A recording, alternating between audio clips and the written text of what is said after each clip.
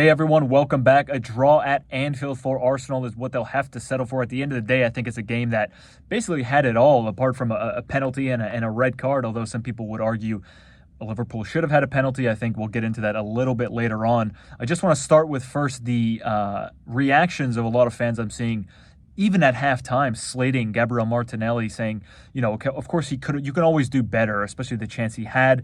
Maybe he should have at least tested one of the defenders on the line there. It was a very awkward chance. I thought even Saka could have gone down for a penalty, although it looked like Alisson maybe had got a slight touch of the ball. It's beside the point.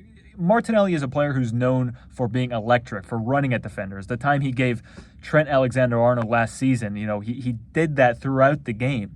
He beat Konate, he beat Trent twice. He was doubled up and got away with it, plenty of times. So I think you have to look at both sides. Yes, he perhaps could have scored a goal, but so could, this game of back and forth, he could have done this, he could have done that. You have to be able to praise a player for having a decent game. I think could have done better, sure, but the way he carried the ball today, I think he did a really, really good job. He caused, Trent Alexander-Arnold tons of problems. He caused Konate a lot of problems, and even Joe Gomez, when he came on, was asked a couple times to defend against him. The Trossard Martinelli substitution, it's almost always written in the stars, if you will. Trossard very comfortable on that side. Obviously Martinelli is well ahead of him in the pecking order, I think. But again, a player known for being electric and causing a ruckus on that left side. I think he did that today. I think he did a good job of that, as a matter of fact. So, the stick he's getting, I think, is very, very unfair. Could he have scored? Sure, but I don't know what people expect. You can't score every game. It was a very awkward chance for him, and yeah, sure, he gave the ball away a couple times, but come on, to attack him and say that he was nowhere to be found or he's nothing like the player he was last season. It's crazy. It's crazy. It makes no sense. I think what it shows is that Arsenal fans expected to get something more out of this game than a draw. I mean, we started fantastically. The early goal from Gabriel was brilliant. Havertz, really good work on the ball there to win that free kick. So yeah, it's frustrating, sure, but you get a point at Anfield.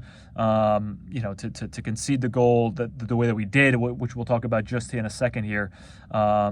Disappointing defending from Zinchenko, and obviously I've made a couple notes, so I'll refer to them a couple times through this video, and it may be impossible for you to defend that ball from Trent or to stop that ball from getting to Salah, but I'll tell you what, it's not impossible to defend better against Mo Salah. Fantastic player, world class. One of the best still in that right wing position. But you have to do better. You have to do better. He was beaten so easily, Zinchenko. I understand that he gets a lot of stick for defending. For his defending, And again, today it was subpar. Couple good tackles, but again, he's there to play that inverted fullback role. He's there to progress the play, and progress our attacking play. So, of course, he's a defender, but people give the same stick to Trent Alexander-Arnold. Now, if you asked me who would I take, Zinchenko or Trent, of course, I'm taking Trent 9 days out of 10, but just I think the complete player for me. But known for his sort of lack of defensive ability at times as well. So, yeah, look, I have nothing wrong with criticizing players, but to just get on their back constantly and not acknowledge any good that they've done, come on, it's a little bit ridiculous. So, I understand the frustration, but come on, guys, let's give it a rest here. Saliba, Gabriel, Declan Rice, a name that I'm always mentioning in videos. And Odegaard, I think today, really, really good. Maybe Odegaard a step underneath those three. Saliba always has a good game. Declan Rice seems always has a good game. That 1v4 that he was in, thank God for this guy. I don't know if that was Thomas Partey or if that was Granit Xhaka. We would have seen the result that we did. Trent Alexander-Arnold obviously should have scored there. I figured with the game he was having, he would have tucked that one away, but thankfully for us, he did not. Saliba with a man of the match performance at Anfield, that's got to be a good sign. Very, very good game from Saliba. Fantastic player, so calm. It was great seeing Van Dijk and Saliba just on complete opposite sides. The calmness that Van Dijk has, the way he can just nonchalantly roll the ball, win the ball back, passing under pressure, and because he feels no pressure. He's such a brilliant player, Van Dijk, and I see a lot of those similarities in Saliba. I think everybody does. It's a very, very common comparison, and for good reason. Let's just talk about the non-penalty. It's just going to be quick from me. Per the game, per the rules of the laws of the game, it's not a penalty. He's bracing for himself to fall. He slipped. Players were slipping all over the pitch today. Yeah, I couldn't tell if someone got their ankles broken or if they had just slipped, on the pitch. I think especially after halftime, players were slipping a lot more. Arsenal players, Liverpool players were doing it. And again, it's in the first half, Odegaard's slip, but his arm's in a natural position. He did handle it. I think if I was a Liverpool fan and I saw that, my reaction would be what a lot of Liverpool fans are. But look, the rules of the game, he's bracing. It's a natural position to catch himself when he's falling. It's not a penalty.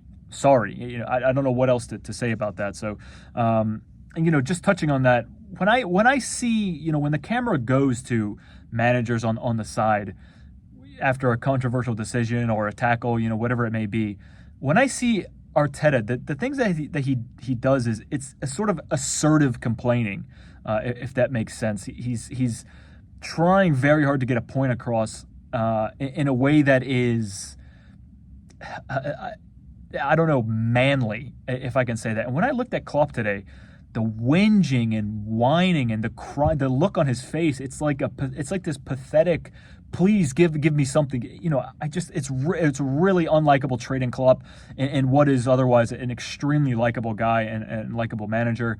I just wanted to point that out. I don't know what maybe someone else can see something like that I do. It's just a very weird, whingy, crybaby, whining behavior I see on everything, on every foul, on every tackle. I thought the ref did a pretty good job today. I thought he was a little bit quick on the yellow cards, but the Havertz one before the first half was definitely a yellow card. Certainly it was. You can't be hacking at someone 3 times and not touch the ball a single time. Obviously it was a yellow card. I thought the Rice one, a little bit harsh. The yellow card Saka got, I can understand that. I think Saka was a frustrated figure today. Couldn't really get into it too much. Was all right. Him and Ben White had a couple good link up passes throughout the game. Overall, I think he was a frustrated figure. And look, that's it. A point at Anfield, I'll take it. Not as disappointing as last season of going up 2-0 at Anfield, and we all know what happened next. So I will take that. Still top of the league going into Christmas. Arsenal are. So let's see what we can do against West Ham on Wednesday. Havertz, by the way, keep in mind, will be out for that. I thought Havertz, by the way, just real quick, had a very good game today. Getting more and more comfortable. It's been a while since we saw him dribble any players, and he did it quite a few times today. I think 3 or 4 successful dribbles, including the free kick that got us the first goal. So, guys, that's it for me.